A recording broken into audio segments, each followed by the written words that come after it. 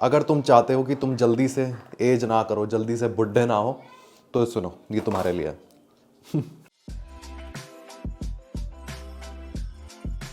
ये देखो, इसमें एक परफेक्ट फूड आइटम है फैट लॉस के लिए, और इस शीशी में है सब्जा। अब मैंने इस गिलास में 5 ग्राम बेसिल सीड डाली है, जो 1 टेबल स्पून से भी कम है। जब मैं इसमें पानी डालता हूं ना, अब लाइव एक्सपेरिमेंट देखो।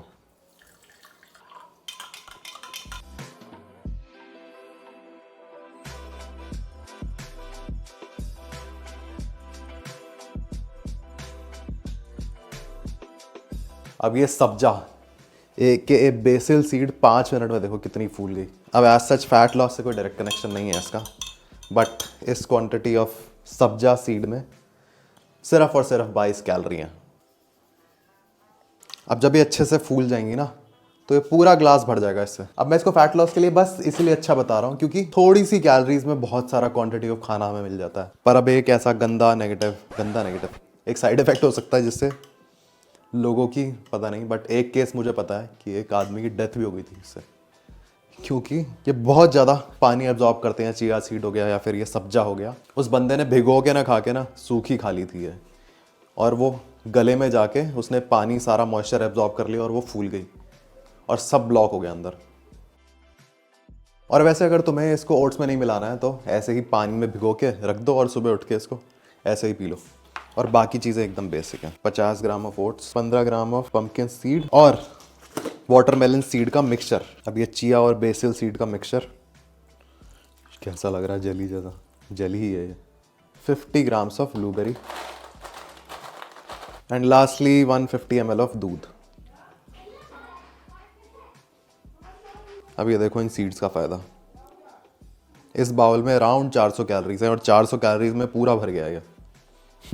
ब्लू बेरा है ये तो, अंगूर जितना बड़ा है। तो पहले मैं सोचता था कि क्या फालतू फूड आइटम है, क्यों खा रहे हैं इसको, इतना महंगा होता है, चोचले हैं, बट ऐसा नहीं है। क्यों? अब अगर सिर्फ फ्रूट्स की बात हो रही है ना, तो ब्लूबेरी को वन ऑफ द बेस्ट नहीं बेस्ट फ्रूट माना जाता है। और एक बात और है, अगर तुम चाहते हो कि तुम जल्दी से एज ना करो, जल्दी से बुढ़े ना हो, तो सुनो, ये तुम्हारे लिए है। किसी को कोविड का याद हो तो डॉक्टर्स रिकमेंड कर रहे थे उस टाइम पे विटामिन सी खाना, या जब पॉल्यूशन हाई होता है तब भी रिकमेंड करा जाता है कि विटामिन सी खाओ। अब ऐसा बोलते क्यों है? क्योंकि विटामिन सी एक एंटीऑक्सीडेंट है। अब ये टॉपिक छेड़ दिया, मुझे पता नहीं बताना आएगा नहीं आएगा, बट एंटीऑक्सीडेंट क्या करते हैं? हमारी बॉडी में नेचुरली फ्री रेडिकल बनते हैं, और फ्री रेडिकल क्या करता है? सेल डैमेज करता है। ओके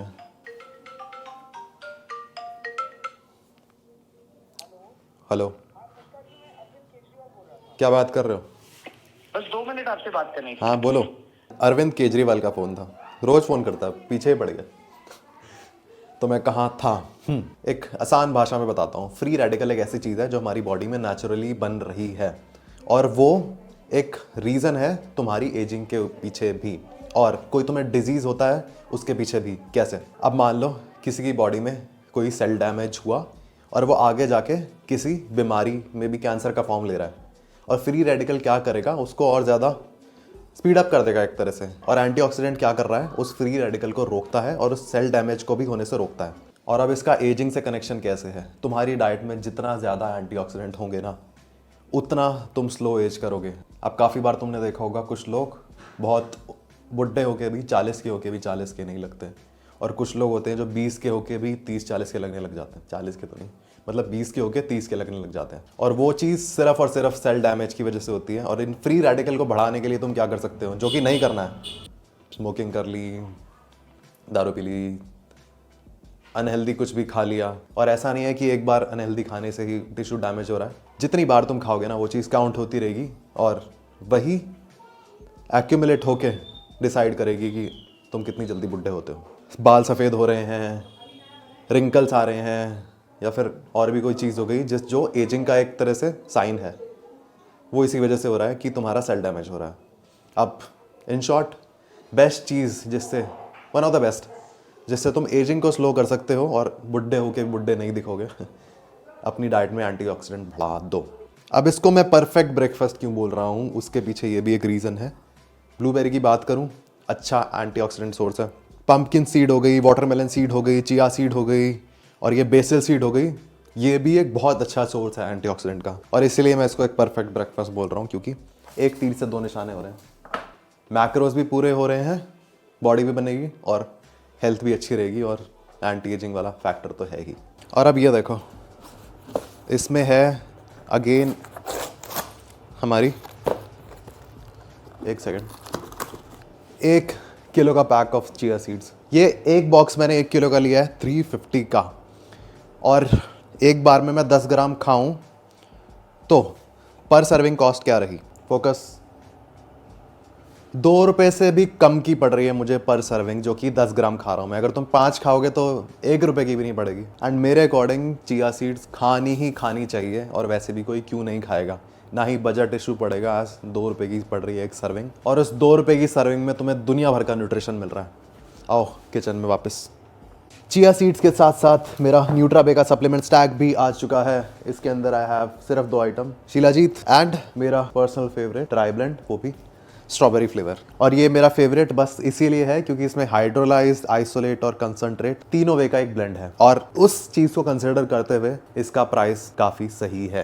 प्राइस से याद आया, वीडियो पे कमेंट आ रहे थे कि डिस्काउंट कम हो गया है ऑन मेरा coupon code which is not so fit, but actual में उसका उल्टा ही हुआ है। ये देखो nutrabe.com,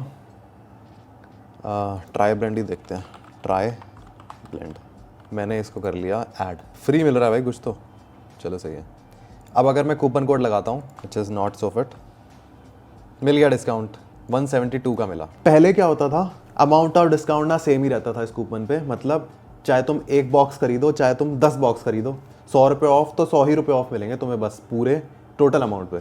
अब देखो, मान लो मैंने स्टैक थोड़ा बड़ा कर दिया, मान लो ये मंथली स्टैक, एक और आइटम फ्री मिल गया भाई, शेकर भी फ्री मिल गया। अब मैं अगर दोबारा कूपन कोड लगाता हूँ, और ऑफ मिल गया, अमाउंट ऑफ डिस्काउंट बढ़ गया। इन शॉर्ट, जितना बड़ा स्टैक उतना ज़्यादा discount, which is a good thing.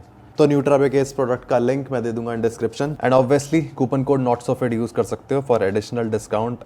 अब ये जो एंटीऑक्सीडेंट वाला टॉपिक छिड़ा है ब्लूबेरी को लेके स्पेशली, ऐसा नहीं है सबको खानी ही खानी है, मुझे पता है महंगी पड़ती है, और मैंने पहली बार खाई है लाइफ में ब्लूबेरी, और मैं भी किसी वजह से ही खा रहा हूँ, और वो वजह तो मैं बता रखी है मैंने।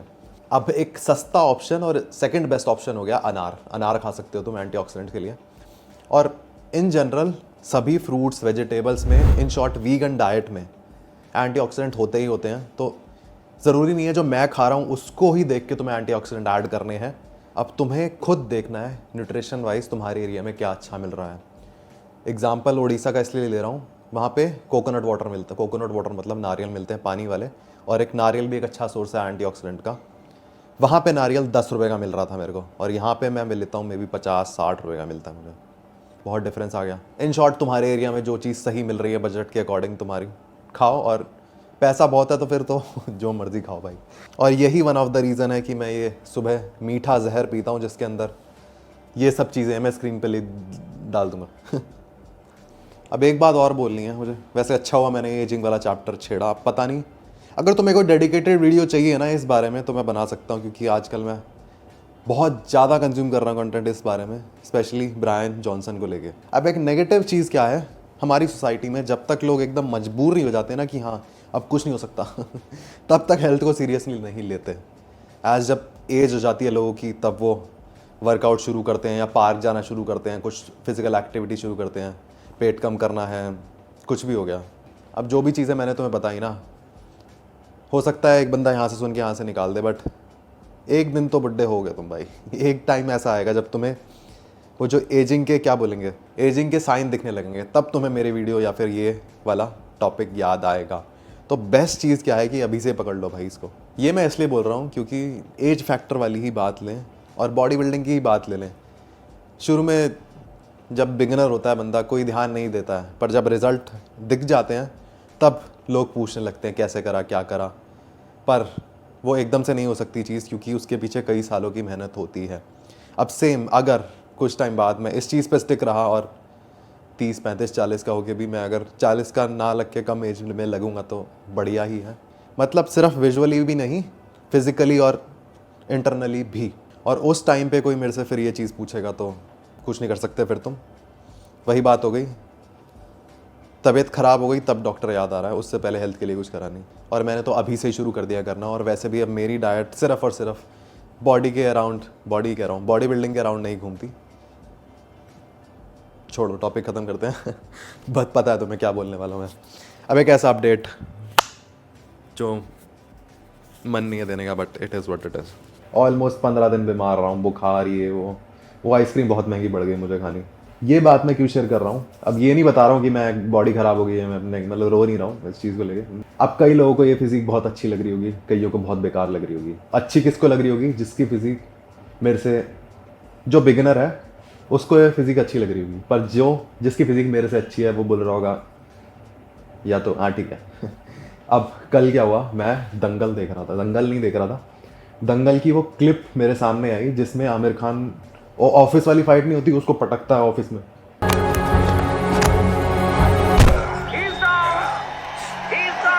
जब मैंने वो क्लिप देखी थी ना दंगल मूवी रिलीज होने के टाइम, मेरे को लग रहा था कि भाई आमिर खान की क्या ही बॉडी है और इससे अच्छा और क्या ही हो सकता है। और जब मैंने वो परसों क्लिप देखी ना, मुझे लगा हाँ ठीक है। क्योंकि वही बात हो गई, मैं अपनी फिजिक से समवट कंपेयर कर रहा था उसको, तो मुझे वो उस टाइम पे बहुत अच्छी लग रही थी और अब ठीक लग रही है। इस बात का निष्कर्ष, कंक्लूजन क्या है? कुछ भी नहीं है, ऐसी फालतू बात कर दी। चलो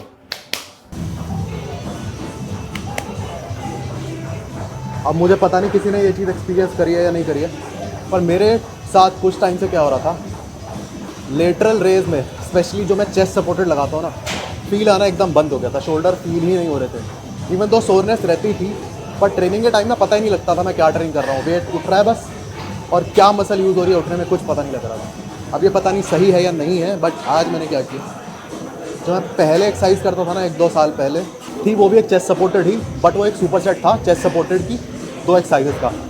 पर जैसे ही मैंने इंक्लाइन एंगल को एक एंगल नीचे लिया ना भाई, मेरे को 2.5 किलो से जब मैंने वार्म अप सेट मारा पहला, उसी में मज़ा आ गया। और वैसे भी किसी एक्सरसाइज की इफेक्टिवनेस पता लगाने के मेरे हिसाब से 2 ही तरीके हैं। पहला तो ऑब्वियसली रिजल्ट, दूसरा सेट लगाते टाइम सोरनेस। मतलब जब तुम सेट लगाओ ना, तुम्हें फील होना चाहिए कि हाँ इस मसल को यूज़ करके वेट उठ रहा है और इसी मसल की वजह से फेलियर हो रहा है। बहुत तगड़ा एग्जाम्पल। अब जब काफ़ी टाइम बाद कोई पुरानी एक्सरसाइज तुम करते हो या फिर कोई नई एक्सरसाइज ट्राई करते हो, उस सेशन के बाद उस मसल में बढ़िया सोरनेस होती है। अब पता नहीं क्या सही है क्या गलत है, बट इस चीज़ का क्या कंक्लूजन मुझे लग रहा है, जब तक तुम्हें फील आ रहा है ना उस एक्सरसाइज को करो। जब तुम्हें लग रहा है ना कि तुम्हारे लिए वो सही नहीं है, बदल दो भाई, क्योंकि इन दी एंड रिजल्ट से ही मतलब है।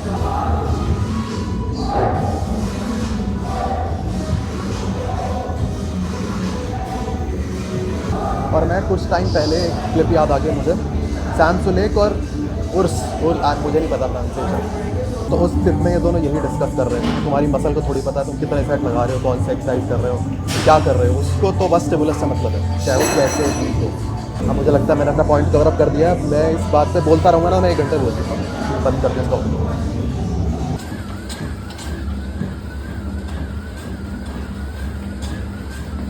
अब एक इफ़ेक्टिव तरीका बताता हूँ कंसिस्टेंट रहने के लिए। अब आज तुम्हें पता है मेरे को कार्डियो बिल्कुल नहीं पसंद, और अभी की बात करूँ तो 1 हफ्ते से मैंने कार्डियो बिल्कुल स्किप नहीं किया, except for leg days. Leg day पे मैं कार्डियो करता ही नहीं, और मैं करता कुछ नहीं हूँ, बस अपने दिमाग को हटा के साइड रख देता हूँ, कोई ऑप्शन नहीं देता खुद को। एक फालतू एग्जांपल देता हूँ, कैमरे का ही लो, बटन दबाया, रिकॉर्डिंग स्टार्ट, और क्या ऑप्शन है कैमरे के पास? कुछ नहीं है। सोच थोड़ी सकता बैठ के कि हाँ रिकॉर्डिंग करूँ नहीं करूँ। सेम खुद को भी जैसे ही कार्डियो का टाइम हुआ, दिमाग नहीं लगाना है, मन कर रहा है नहीं कर रहा है, वो सोचना ही नहीं है। जूते पहने, चढ़ गए ट्रेडमिल पे, ख़त्म। और मुझे ऐसा लगता है इस तरीके को फॉलो करके मैं कार्डियो पे कंसिस्टेंट तो रहूँगा, और वो मन वाला फैक्टर ना ख़त्म हो जाएगा। अब वैसे मैं कार्डियो के लिए स्किपिंग कर रहा था, बट स्किपिंग के साथ क्या सीन रहता है, कभी कभी तुम थके हुए होते हो, कभी फील कर रहे होते हो नहीं कर रहे होते हो। ऑब्वियसली उसमें भी ये चीज़ कर सकते हो कि दिमाग को साइड रख के बस कर लिया। और अगर रिकवरी की बात हो रही है तो अपनी बॉडी की सुनना ज़रूरी है। एकदम थके हुए पे फिर और खुद को थकाओ, कोई सेंस नहीं है उस बात का। और वॉकिंग के साथ ऐसा कोई सीन नहीं है, अगर लो फील कर रहा हूँ तो स्पीड कम कर लूँगा, नहीं ऐसा कुछ है तो फिर चलने दो। और वो सोचने वाला फैक्टर तो हट ही गया है।